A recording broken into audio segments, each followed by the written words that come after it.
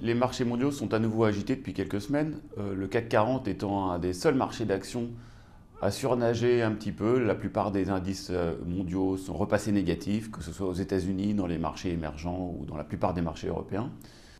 Ils sont agités en Europe à cause du retour des populismes.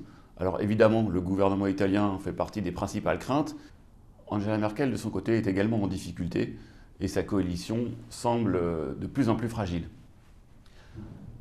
Les marchés sont également agités par les problématiques de taxes commerciales et d'éventuelles mises en place de taxes douanières, que ce soit entre la Chine, les États-Unis, l'Europe et les États-Unis. Ces taxes douanières pourraient évidemment contraindre l'économie mondiale encore solide, mais dont on se demande si elle ne va pas ralentir prématurément en cas de mise en place de taxes douanières trop importantes.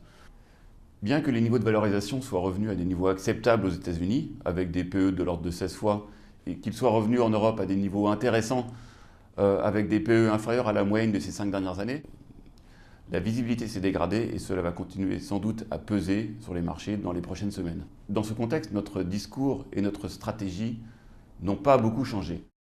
Nous ne sommes pas particulièrement inquiets sur les fondamentaux, mais la relative prudence que nous avons affichée depuis quelques mois continue d'être d'actualité. Sur les actions, sans augmenter notre pondération, nous avons effectué quelques arbitrages dans le but d'augmenter la pondération des marchés américains, plus défensifs en cas de turbulence sur les marchés européens, turbulences liées aux événements politiques potentiels. Et face à la volatilité actuelle et au rebond du dollar, nous évitons également encore les actifs liés aux pays émergents, que ce soit les actions ou les obligations. Sur la partie obligataire, nous privilégierons les obligations d'entreprises européennes à haut rendement qui nous paraissent afficher le couple rendement-risque le plus intéressant. Nous pensons qu'au cours des prochaines semaines, il y aura sûrement des points d'entrée plus intéressants qu'actuellement, comme mentionné dans notre dernier article sur le blog.